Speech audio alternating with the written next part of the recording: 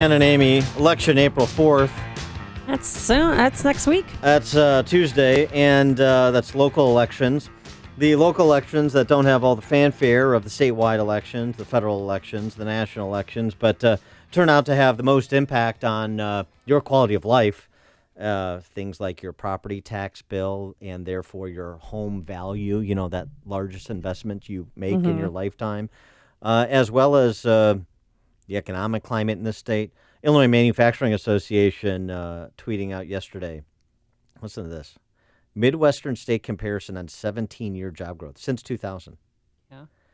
Illinois has added a net 100 jobs since 2000. What? 100. Just manufacturing jobs? No. Just Midwestern state comparison on 17-year job growth, job loss. Net 100 jobs since 2000. Indiana, 110,600 jobs. Iowa, 99,700 jobs. Missouri, 4,000 jobs. Wisconsin, 3,000 jobs. Our Midwestern neighbors average 115,000 jobs net in the last 17 years to the plus side, while we produced 100 net new jobs. I mean, it is an incredible statistic of Chicago Democrat rule. But hey, let's not change it. Don't you go changing Illinois electorate. You're looking pretty there. Oh boy, it's going well. Going well. You Champaign socialists in Lakeview that decry Amy's center-rightism. Good grief.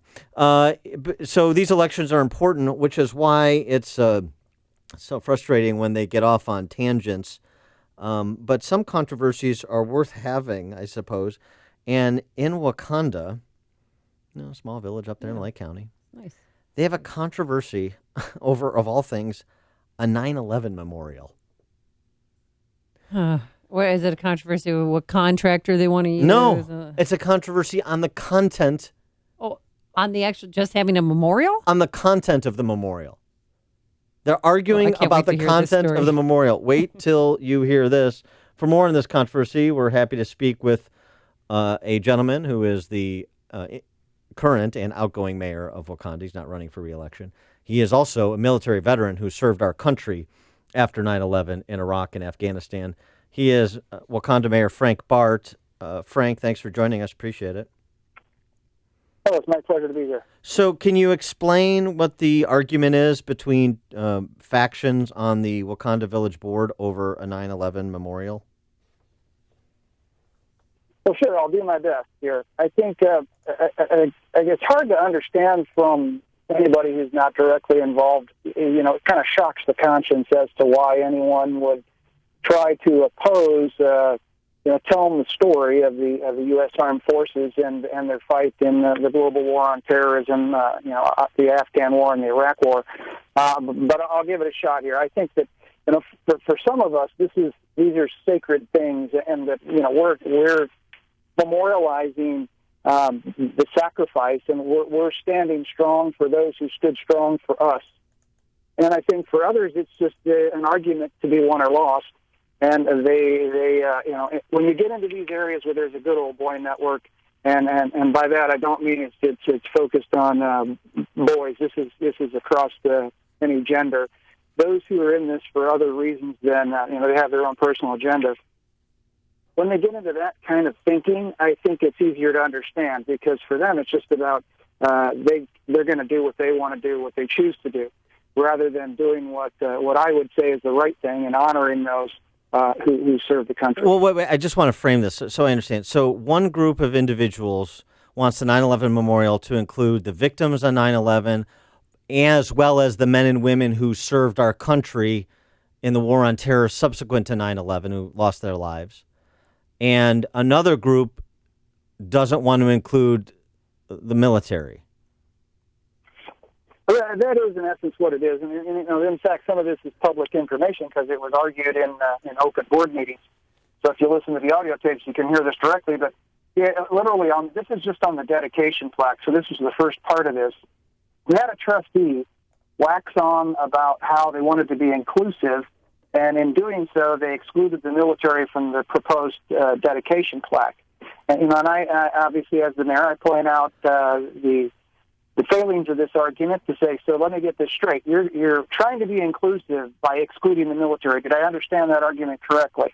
And they seem to get tripped up and kind of stumble a little bit there. And then one by one, the trustees turned tail and said, oh, I'm not opposed to this. I'm not opposed to this.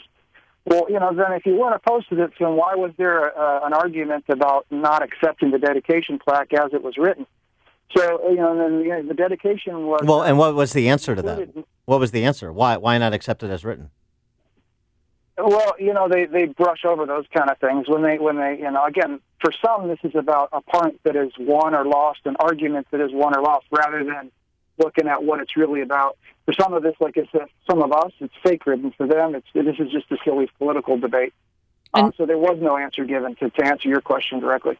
So you're a military veteran, and what do you want to have happen? Well, I think that it's important to honor the mission, right? Obviously, being military, we're mission focused. So, I always try to put aside the politics. I'm very mission focused and try to just get things done. And so, Kirk Morris, who's the gentleman who actually secured the beam from the New York, New Jersey Port Authority, he lost his son in Iraq. So his son was inspired to join the military because of the events on September 11th. He did join, and he subsequently in later time, lost his life in Fallujah in combat. And so Kirk was, obviously very moved by this. This affected their entire family's life. And then he also noticed about a month later, his good friend, who also joined the Marines with him, lost his life in combat. And then sometime later, a third. And so they had three from the community. And Kirk was inspired to say, you know what, we should memorialize the sacrifice of these great Americans. And so he came up with this memorial, which was to honor those who sacrificed as a result of the terrorist attacks on September 11, 2001, and in the subsequent wars. I know Kirk Morrison, and he's a fine man, and this is a great thing.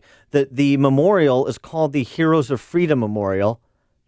It's called the Heroes of Freedom Memorial, and some people don't want to include the heroes of freedom. I mean, the military men and women who serve. I mean, I'm trying to understand. So it's not a space issue. It's not a cost issue. No, I'm trying to understand what is the perspective specifically. If you argue that the military shouldn't be included in the memorial and the dedication plaque, what is the basis for that argument? They're saying why. When you say why not, they say what? Sure, and for this it's a shifting target for this group, right? So, it started out, this is the first argument they gave. Well, wars are controversial. Wars are controversial. Then we better take down all those memorials in D.C. because wars are controversial. Right. So, do they want to take a sledgehammer to the wall, the Vietnam Memorial in D.C.? Is that what they want to do? Yeah. So. And that is the general thinking. So, when that flew like a Led Zeppelin, then they're like, okay, well, let's try a different tactic. So then they get into the idea, well, we have this working group sessions, and we're agreeing to different sets of storyboards. And I said, look, there's only one set of storyboards that we ever recommended to the village board, and that's the ones they did not approve. We did agree as a committee to say, okay, we'll create a working group that has 2 trustees on it and some members from the Heroes of Freedom Committee, and we'll try to come up with a compromise. But the one stipulation we had was that it has to honor the mission of the memorial, and that mission again was to honor the sacrifice and service of those those who suffered the day of September 11th, and in the subsequent global war on terrorism, Iraq War, and Afghan War. So that's the mission of the memorial. Well, by trying to change the storyboards to exclude them, then obviously that doesn't suit the purpose. And Amy, real quick to your point about the money, this was all done with private donation. So, and also as a footnote that I do think is worthy of calling out is that not a single trustee is given a nickel to this. Over $175,000 has been raised privately, all of it privately, to do this. It's a very, very nice, very well done memorial, but they refuse to approve the storyboards. And in fact, I'll say this: we put up a temporary stanchion with temporary storyboards, which these are the storyboards that we originally recommended, and the board insisted that they be taken down after the dedication ceremony. So it went one step further of not just approving the storyboards. It went to the point that, hey, we're going to prevent you from telling the story until we say it's okay. So the 7.5 ton beam from the World Trade Center is in place, and there's empty storyboards around it. I'm just trying to visualize this. Yeah.